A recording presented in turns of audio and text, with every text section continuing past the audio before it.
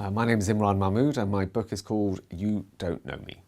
The book is about a young man who is on trial for murder, and he gets to the very end of his case, or just before the end of his case, and he sacks his barrister, which means that he has to do the closing speech to the jury himself. And so the book is his closing speech delivered directly to the jury so that the reader is the 13th man on the jury box.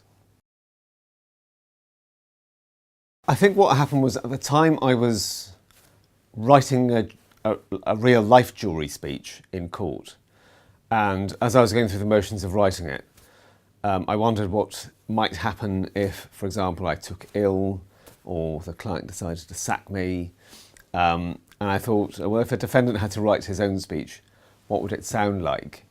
Would it do the same kind of things that my speech does? Or is it going to be a bit more personal? Is it going to be less kind of legally relevant and more, frankly, interesting? So that's what made me give it a whirl and to see how it would pan out. Well, it helped me to identify the points in the book where the character kind of goes off the legal script. And so when he does that, through the character, I can apologise, through the format of the book, I can apologise for that. But it also brought me into contact with a lot of things that otherwise I wouldn't have been in contact with. So I am exposed to quite heavyweight crime. I know about gang culture, firearms, the really kind of dark side of life. I don't think that if I had been anything other than a lawyer, I would have had the experience to write about those kinds of things in a way which might sound kind of credible. The narrator is based on about probably 1,000 different defendants who I've met over the years. And what I wanted to do was to give the character a little bit of everybody I've met. So he's funny and he's bright and he's surprising. Those are things that I found a lot about my clients. They are surprising and they explode your preconceptions when you meet them. And so, yeah, he's based on a lot of people, a lot of young people who find themselves in the kind of situation that he found himself in. I wanted him to represent a kind of everyman, so that if you were reading it, he could be any defendant. He could not only be any defendant, he could, in the right circumstances, be any reader. And so I wanted him to be unnamed so that when you're reading about him, you don't have any preconceptions about who he might be. And then slowly, hopefully, as you're going through it, you might start to wonder what your life might be like if it was raised in the circumstances of his life, and whether that might put you in the position that he's in, and whether that might put you behind the dock explaining an act of criminality to 12 strangers. One of the predominant themes in the book is to do with London, especially gang culture. What became obvious to me through the course of my practice was that gangs usually evolve in places where there are vacuums. So there is a vacuum in terms of structure, a vacuum in terms of funding. And so when you go to these areas where there are educational deserts or kind of social cohesion deserts, and that's put terribly, but where there's a lack of social structure and support, these gangs tend to evolve. They don't tend to evolve in Knightsbridge or in Mayfair or other places like that where there's a lot of affluence.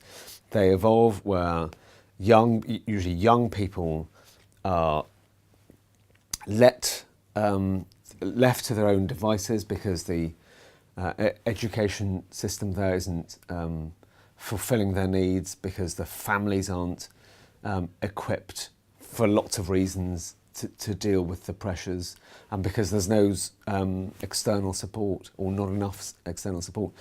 And so those vacuums are filled with gangs and gang leaders, and you've got a lot of young people who you are leaving either uneducated or not properly educated. And what that means is that they're full of aspirations that can't be fulfilled. Everybody, when they're young, they look to role models, but the role models that they have in front of them aren't the same kind of role models that people might have in other parts of the country. Their role models are the ones which encourage them to get rich quick and to become famous. And when they can't achieve those aspirations through the usual routes,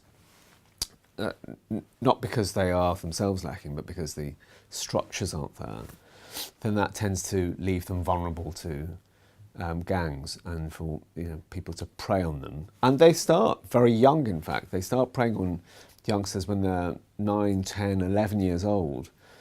And people in positions of power abuse the younger, more vulnerable people. They get them to do little jobs for them, and they end up standing as a kind of father figure to young, vulnerable people who don't have other strong role models. And so when you create those conditions, the emergence of gangs is kind of inevitable, I think, but sad. There are a lot of people I speak to, when I tell them that I am a criminal barrister, they will either say that they have been on a jury, or they will say, I would really like to go on a jury.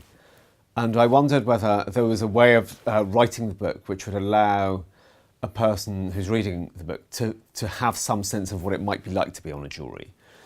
And the key thing, I think, about being a jury member is that a lot of cases that come before juries aren't straightforward. And there is this sense of dilemma that faces a jury, because they listen to the evidence and they hear a defendant. And there's often no clear line between truth and lie. They are compelled by their oaths to determine guilt, so they have to decide whether the story that they're hearing is a truthful one. And their decision about that, when they listen to a witness and they say, yes, I believe that witness, kind of, in some ways, creates a truth where there might not be a truth. Because the fact that they believe a witness doesn't mean that the thing has become true. It just means that they believe it's true.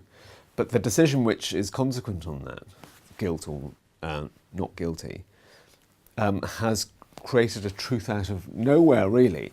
And that, I think, causes jurors pause. It makes them wonder about the effect of the decisions that they make. And I think it makes a jury's job very difficult, and I think they struggle with it. And you can tell by the amount of time that juries are in retirement that they think very carefully and deeply about the cases that they are trying. And I wanted to do that for the reader. I wanted the reader to feel that sense of dilemma. So when the defendant tells his story in You Don't Know Me, what he's really doing is he's presenting a balance of convincing narratives. So he's telling you about things which hopefully are credible and plausible. But in amongst that, there is mixed other parts of the story which some readers might not find so plausible. So that when we get to the end of the story, hopefully there's a kind of tension and a balance there between truth and lie and plausibility and incredibility. And I wanted the reader to stand in the place of the jury and to try and make that decision themselves, having heard the evidence through the defendant.